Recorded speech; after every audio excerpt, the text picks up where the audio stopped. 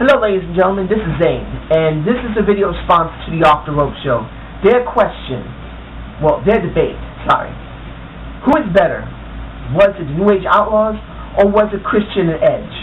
Now I thought about this carefully, and counting on the situations at the time during the Attitude Era, I believe Edge and Christian was a better team. Not saying the New Age Outlaw didn't have a great amount of good in-ring work, promos and everything, but this is what it came down to. This is what it came down to. Comparing the two teams, the one dominant thing is that the gimmick that got them started, or while they were going, that was the key. For the New Age Outlaws, they had DX, and then they had the DX Army. Now, what I understand correctly is even though the New Age Outlaws did form a little before or just at the time when DX was around, DX basically gave them a lot more exposure compared to Edge and Christian when they had to do the Brood gimmick. But when the Brood gimmick was over, and then Edge and Christian had to work on their own, they became way more famous, way more interesting compared to the New Age Outlaw, where they kept going back with the DX or DX Army. They kept going back and forth with it. And by the time Triple H, and I wish to say correctly, I do not have Triple Xy. Thanks to Randy Orton. Thank you, Randy. But essentially speaking, if you see it in that respect, what was added with them to keep them going? There wasn't much for Edge and Christian. Once the Brood gimmick was over, they had to work on their own as their abilities on the mic, their abilities in their in-ring work, and their promos, without help.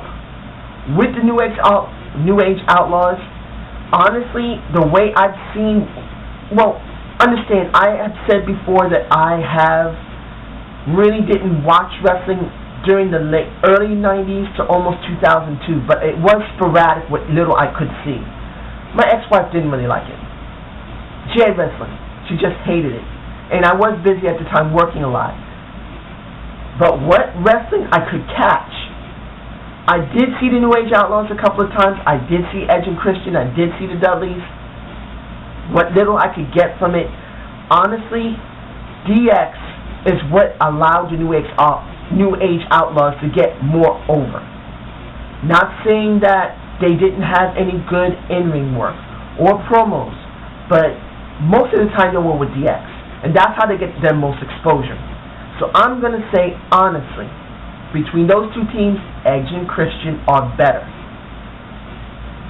That's how it goes, at least by my perspective. Now, I want to pose this to the Off the Rope show as well as the YWC. Since we have talked about Edge and Christian, and they did great work, let's see who's the best in this respect. Edge and Christian against the Mega Powers. Now, let's see it this way. If you're comparing Edge and Christian to the Mega Powers, there is a very big lopsided problem. It's not just because Hulk Hogan and Macho Man Randy Savage were so popular. The thing is, they only had 1 year of a run. They never got any titles. And all the way up into doing their Mega Power bit, they really, how can I put it together? They went up against a lot of tag teams, and they did very well. Hulk Hogan and Macho Man Randy Savage are both in-ring generals. Let's be honest. You can say a lot about Hulk Hogan with his 4 moves of doom, but he has great psychology as much as Macho Man Randy Savage. There is no question that these two performers are the best at what they do. Flat out. So, when it comes to the titles picture, Edge and Christian is always going to have the edge. Sorry, I say edge, but it's the truth. Edge and Christian is always going to be over them when it comes to amounts of titles they receive. Mega Powers really didn't receive any titles. They didn't last long enough to actually do anything. The implosion, I believe, after WrestleMania 5 is what ended that. But if you're going to look at them, who is the best, you have to consider who is the most impactful in this respect, because of what happened with the Mega Powers being so short. Now, who is the most impactful between the two, forgetting entirely about the different eras of the golden era of wrestling back in the 70s and 80s compared to the Attitude Era of Part 1 and Part 2 of the 1990s and into the 2000s, especially when WCW was absorbed into WWF/WWE. If you were to pull either one of these teams out and exchange them, what would you get? Let's start with the Mega Powers. If they did not disband, in other words, basically implode, and if they were allowed, let's say, some sciencey thing, that they were still young during the 1990s instead of the 1980s, they were both still near their primes, and they were inserted around 1997, 1998, just when the Attitude Era was really starting. How would they do? Now, I would say they would do extremely well. Both of them are extremely charismatic. Both of them are very good at the mic skills. Charismatic. They both have very good physiques. They both have in-ring presence, which is phenomenal. Both of them had great presence. Before they even fought, people could just feel the electricity in the ring. And both of them clearly can tell a story. Like a lot of people saying, you could say whatever you want about Hulk Hogan. Because if you're going to be comparing how much moves Hulk Hogan did compared to Macho Man Randy Savage, and understand that with Hulk Hogan, the types of moves he did in Japan, at the time when he came back to the United States, he found he didn't need them because people weren't that very interested in them.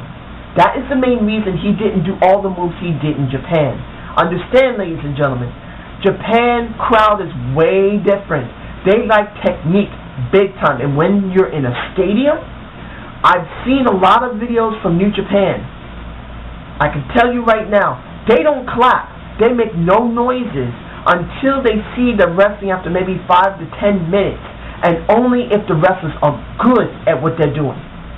They keep quiet, and then when it starts building up, that's when they start making noise. And when they cheer, compared to American fans, I'm sorry to say, American fans have nothing over the Japanese fans when it comes to really showing the wrestlers how they feel. They will boo you in a way you would just feel ashamed, and they would cheer you in a way that you could never forget. And when it came to Hulk Hogan, he really didn't need a very large tool set of moves. People liked him for doing those moves. No matter what anybody says saying Hulk Hogan had no moves, he did. If you look on YouTube, you look him up in Japan, you could see him doing way more moves than you ever saw him in America. So you can't say anything that's been debunked. But when it comes down to it, with Macho Man Randy Savage, who had many different styles of moves, he was very good ring general, just like Hulk Hogan was. If you plopped them into the Attitude Era, they would dominate. They would dominate over the Brothers of Destruction. Now that's saying a lot. With Kane and with The Undertaker, I'm really putting myself on a limb like this because I have seen a couple of times with Kane and The Undertaker as the Brothers of Destruction. Like I said, I didn't really have a lot of time to watch wrestling with the bad marriage and large amount of work I was doing. I was working almost 15 to 12-hour days. I can tell you honestly, what I did manage to catch, the Brothers of Destruction are clearly one of the best teams that was during the Attitude Era. But if you put the Mega Powers in there, with their charismatic attitude, their in-ring work, with their superior general ring work, they would dominate over almost all the teams there, even the APA. I don't know all the teams that was going on at the time. Sorry, it's kind of hard to say. But if you know if you know all the wrestling groups that are there, wrestling teams, tag team wrestling.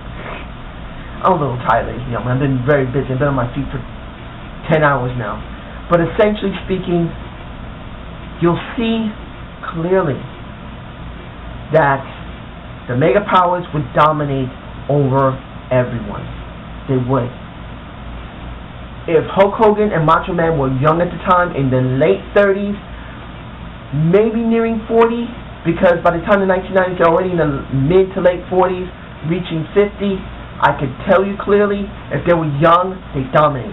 Now, let's see the reverse.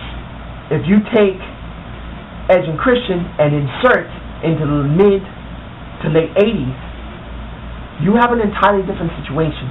There are so many good teams back then. You had the Killer Bees. You had the Rockers. You had Strike Force. I know they only won one title, but Rick Martel and Tito Santana were very good wrestlers. They were very good.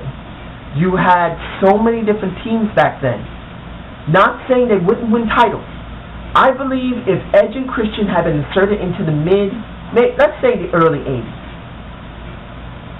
Early to mid to late 80s. Honestly, they would win at least 2 titles. They would be good. But comparing the other two, like other dozen teams, there were so many teams, you would see they weren't average, but they were at least above average in their in-ring work.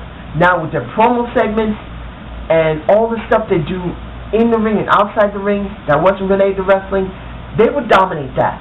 They're that good. But the in-ring work would be more than above average, not excellent. Yeah, I'm here. That is how it would be. So I'm saying this. Would you be quiet? Sorry, cat. If you compare the two, which one would be better?